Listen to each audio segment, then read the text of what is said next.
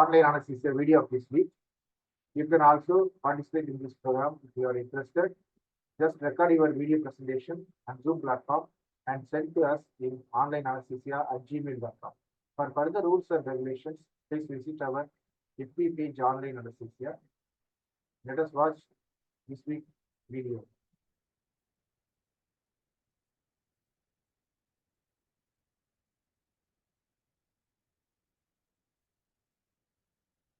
Dr. Naresh W. Paliwal, an Associate Professor of Anesthesiology at DRPDMMC, AMRAVATI, India, has been participated as faculty at various national and state conferences plus international forums, and done 28 presentations on SS in last 2 years.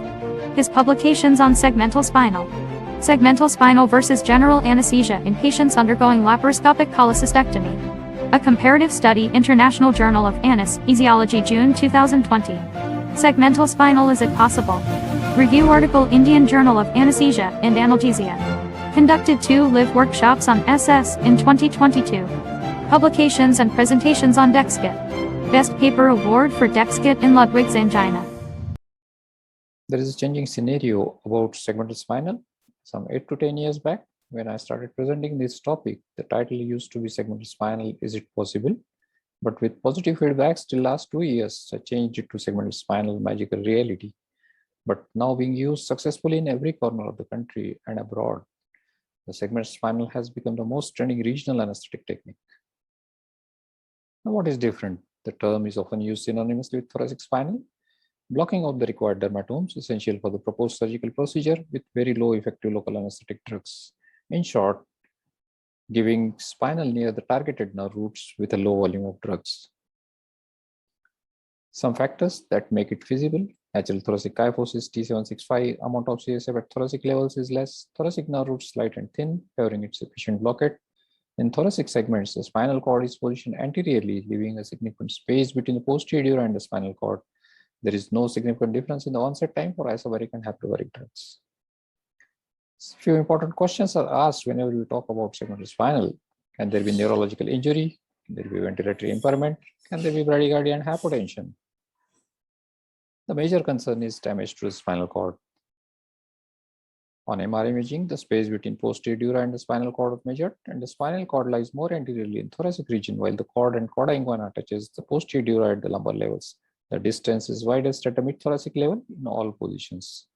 This is a midline MRI of the spinal column, showing a significant space between the posterior dura and the spinal cord at mid-thoracic levels. This is a magnified view, showing the same thing. This is the position of spinal cord at various levels: thoracic, thoracolumbar, and the cauda inguina levels. Embelloni and Gouveia measured the exact distances at various levels, and they found it to be more at mid-thoracic levels. Lee did a study of anatomy of the spinal canal in different positions, and they found to be more in all positions, especially in the lateral and sitting positions. Because of the angulation required to perform spinal anesthesia at mid-thoracic levels, the distance between posterior dura and the spinal cord is further increased. You can see here it is almost 8 millimeters as compared to 4.5 millimeters at lower thoracic levels. Some additional points favoring safety of segmental spinal. Incidence of neurological injuries after accidental dural puncture during thoracic epidural is very less, favoring safety of intentional dural puncture in segmental spinal. Also, many anesthesiologists unknowingly use high lumbar or thoracic spaces, especially in morbidly obese and parturients, and the level at which the spinal cord terminates is also variable. Having said all this, the spinal cord damage is a potentially disastrous complication, and the risk is rather real than theoretical. About the ventilatory impairment, the main inspiratory muscle of respiration is diaphragm, which is usually spared. Expiration at rest is a passive process. Only forceful expiration and coughing may get affected, but because of the low dose of the drugs used, that preserves the coughing ability due to minimal motor weakness of the abdominal muscles. Heart rate may decrease if the block extends T1 to T4, but due to lumbosacral sparing and less venodilatation in the lower limbs, the right atrial filling is maintained that sustains the outflow from intrinsic chronotropic receptors, maintaining the heart rate. Less hypotension is due to less sympathetic blockade and lumbosacral sparing. Feasibility and indications. Technical feasibility, yes. Economic, very economic. Legal feasibility, still a question mark. Operational, with experienced hands, it is very much there. Practically all the intra-abdominal surgeries, prone and lateral position thoracolumbar spine and musculoskeletal surgeries, breast and superficial thoracic surgeries, and some awake thoracoscopic surgeries can be performed under segmental spinal. There are some different modes of using segmental spinal. It can be used as a single shot segmental spinal, or it can be combined with epidurals, or it can be performed as a continuous segmental spinal anesthesia using spinocats, just like continuous spinal anesthesia. Some advantages of routine spinal and general anesthesia. Surgeries thought to be out of domain of spinal anesthesia are possible with segmental spinal, like upper abdominal, thoracic, and breast surgeries. Higher levels of the blocks can be achieved with just half the dose that is required at lumbar levels. Minimal hemodynamic fluctuations, early recovery and voiding. Special advantages of general anesthesia in patients with respiratory comorbidities. And also there is lower incidence of post-op nausea and vomiting. Either isobaric or hyperbaric drugs can be used, or even a combination of hyperbaric and isobaric drugs can be used in some abdominopelvic surgeries. In general, isobaric drugs are preferred. Hyperbaric drugs can be a choice in some male muscular patients for open surgeries. Amongst the advantages of isobaric drugs, these are usually preferred drugs, less sensitive to position issues, and the low dose has propensity to block sensory nerves in preference to motor ones, that is sometimes labeled as selective anesthesia. The onset is gradual, hemodynamic stability, even with high levels of blocks. Motor block time is shorter, leading to early ambulation and voiding. And spinal can be given directly in the operative position, and patient can turn on his own immediately after spinal to desired positions. And also the spinal can be given before epidural and a space higher than epidural without worrying for unilateral effects. Some disadvantages: levels of block cannot be modified by any change of positions. Like in epidural, sacral sparing can occur. Take some time for onset at lumbar levels. Slightly less muscle relaxation, may need higher doses. Sensitive to temperature variations. If there are wide variations in the temperatures, at times can have unpredictable results. Drug options. Amongst the isobaric drugs, chlorprocaine 1%, levobupivacaine 0.5%, ropivacaine 0.5% and 0.75%. Hyperbaric drugs like bupivacaine 0.5% can be used. Chlorprocaine 1%. Being 1%, the volume required is more, can be used for short duration surgeries of 40 to 60 minutes. Levobupivacaine 0.5% and ropivacaine 0.75% are comparable. Ropivacaine, being less lipid soluble, is nearly half as potent as levobupivacaine intrathecally. Addition of small doses of additives like fentanyl, dexamethasone, ketamine, or clonidine can intensify the sensory blocks. Dexamethasone providing a longer duration in a dose-dependent manner, and ketamine, though potentiating sensory block, is known to shorten the motor block time. Bupivacaine heavy can be used in the same dose range as isobaric drugs. Thoracic segmental anesthesia can be produced with just half the dose that is needed at lumbar levels. Gravity-dependent spread has to be kept in mind, can be a better choice in open surgeries. How to decide the site of injection and the doses for abdominal surgeries depends on the type of surgery, site of surgery, average duration of surgeries, comorbidities of the patient, and whether combined with epidural or not. Dose of local anesthetic and the site of injection along the near axis can be varied. If you keep this in mind, that 1 ml of the isobaric drug spreads 2 to 3 segments above and below the site of injection, you can yourself calculate the doses required for each procedure and the site of injection. What that means is 2 to 2.5 ml of the drug is sufficient to block segments from T2 to L5S1 if spinal is given at T10, 10 thoracic space lying in the center of the surgical field for the upper abdominal surgeries. With adequate dose, space about T10 is hardly required for abdominal surgeries. And space between T10 and L1 and a dose of 2 to 2.5 ml with some additive works nicely for 90 to 120 minutes. And for lumbosacral surgeries, for prolonged duration lumbosacral surgeries, you can use a combination of hyperbaric and isobaric drugs. For breast and superficial thoracic surgeries, spinal at mid-thoracic levels with 1.2 to 1.5 ml of some additive is preferred. With this much dose, it can provide a duration of 60 to 90 minutes or a little more if dexamethasone is used as additives. For prolonged procedures, it's better to combine with epidurals or some blocks rather than increasing the intrathecal dose to avoid adverse respiratory and cardiac events. Position of the patient for giving spinal does not matter with isobaric drugs. With plain bupivacaine being slightly hypobaric and the patient kept seated after giving spinal can lead to high levels of the blocks. And temperature of the drug has inverse relation with baricity. Cooled at 24 degrees centigrade can have slightly hyperbaric result, and warmed at 37 degrees It can behave like a hypovaric drug. Using a combination of hyperbaric and isobaric drugs, sitting position is mandatory initially. Type of spinal needle, Quincke or pencil point, combined with epidural CSE kit is the easiest option. These are some landmarks to identify the thoracic intervertebral spaces for giving spinal. The prominent spinous process of C7, then the root of the spine of the scapula corresponds with T3, inferior angle of the scapula corresponds with T7. In some patients, the midline approach may be difficult for giving spinal at mid-thoracic levels. So a paramedian approach can be handy. These are some tips and tricks for giving spinal with paramedian approach. Those who have the facilities of USG can do a pre-procedural scan, either by a juxtamedian scan or a transfer scan to find the LFD complex. Coming to my segmental spinal profile, more than 2,500 surgeries in the last 8 to 10 years, initially used for only high-risk cases, but now occupies nearly 50% of my SAB profile. Till date, very few partial failures, but no mishaps. Complete pre-anesthetic evaluation of the patient is done, venous access, minimum mandatory monitoring, no sedative pre-medications, lateral decubitus position, 27 gauge Quincke needle, speed of injection average, depending on the patient's parameters, site and type of surgery, the dose of local anesthetic, and the site of injection is selected. For short duration surgeries, I usually use chlorpropane 2.5 to 3.5 ml with or without additives at T12 to L2 space. For mid-duration surgeries, either leave bupivacaine 0.5% or bupivacaine heavy percent, 0.5% heavy, or ropivacaine 0.75% with some additives is used. In general, for average female patient, 2 ml plus additive, and for average male patient, 2.5 ml plus additive is used at T10 to L1 interspace. Combined with epidurals, initial dose can be kept to a minimum. In patients, especially in patients with some comorbidities, I usually combine this segmental spinal with transverse abdominis plain block, rectus sheath block, or erector spinae plain block for open surgeries, or local anesthesia at the port site in laparoscopic surgeries. For breast surgeries, isobaric drugs like levobupivacaine or ropivacaine 1.5 to 2 ml with additive like fentanyl, ketamine, or dexmet at T4-5-6 space is preferred.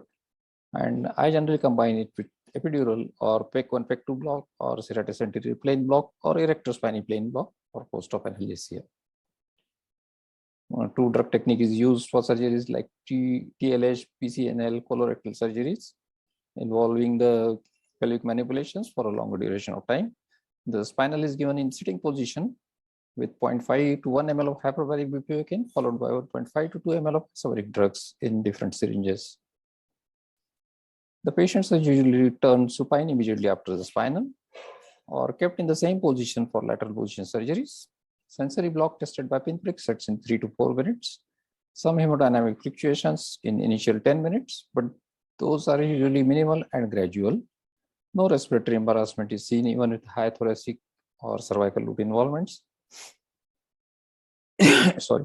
Initial partial involvement of lumbosacral roots can occur, which usually recurs at the end of surgery. No additional supplements needed in most cases. Patients can be completely mobilized in 4 to 6 hours. About the litigation and medical legal issues, enough evidence to prove its utility in cases where it is most indicated. Most of the cases of litigation are against regional anesthesia, but still the thoracic epidural is being performed day in and day out. I don't know how they explain in such cases. Proper explanation and consent is a must, and it has started to appear in some textbooks. Till that time, keep my fingers crossed. To sum up, very useful technique, no need to panic, even if the block level is found to be higher than desired. Lap surgeries may need little sedation. When facility is available, USG can be helpful. Technique is reserved for experienced clinicians with good learning curve. Coming to some videos, short videos, you can see at the lower lumbar and low thoracic and high lumbar level, it is as straight as your regular spinal at lumbar levels.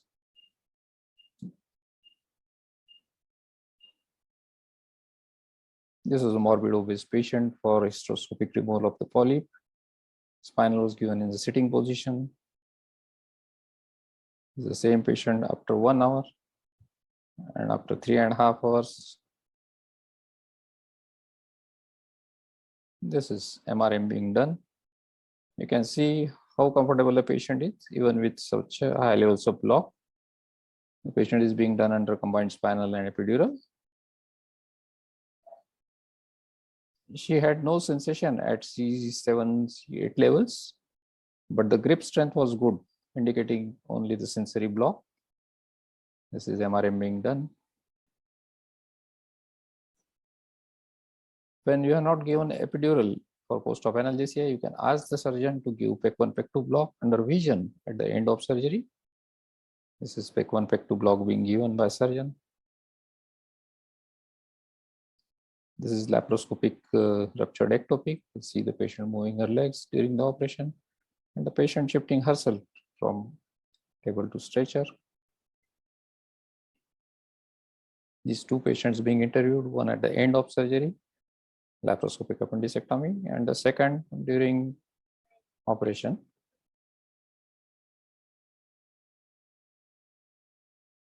This was traumatic diaphragmatic hernia. You can see whole of the intestinal appendage in the left hemithorax. Diaphragmatic mesh repair being done.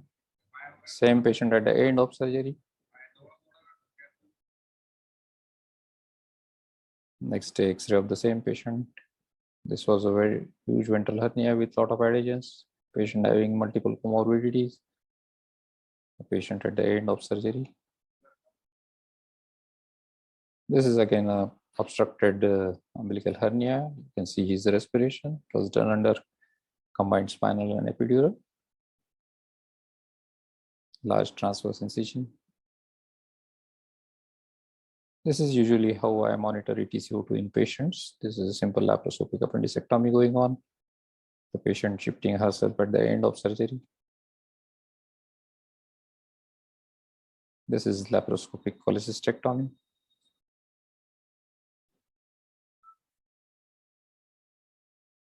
ETCO2 being monitored. This was a very huge ovarian cyst, probably malignant, compressing all the intra-abdominal contents. Was done in two drug techniques, 0.5 ml hyperbaric plus 2 ml isobaric.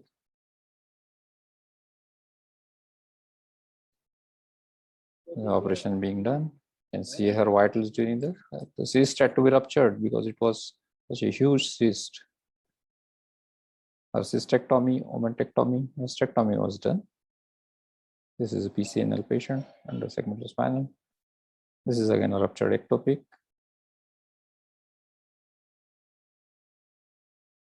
This was a case of CA vocal cord involving the postcricoid region complete occlusion for feeding jejunostomy under segmental spinal. Very morbid ill patient.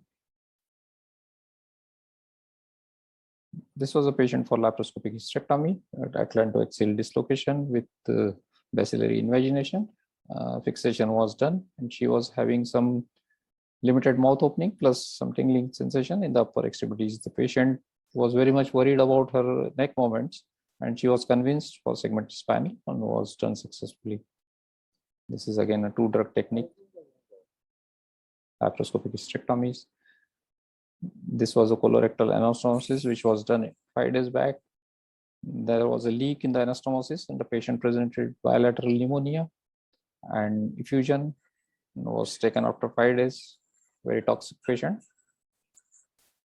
You can see his parameter initially and then settle. This was a case of ruptured liver abscess having one large abscess inside with just 4.9 hemoglobin and her count was around 48,000. She was just 21 years old female. The big abscess.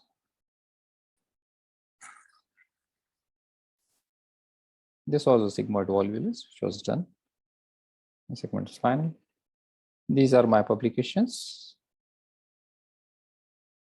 And thank you very much. Myself here, Evan Zundert, the pioneer in segmental. Thank you.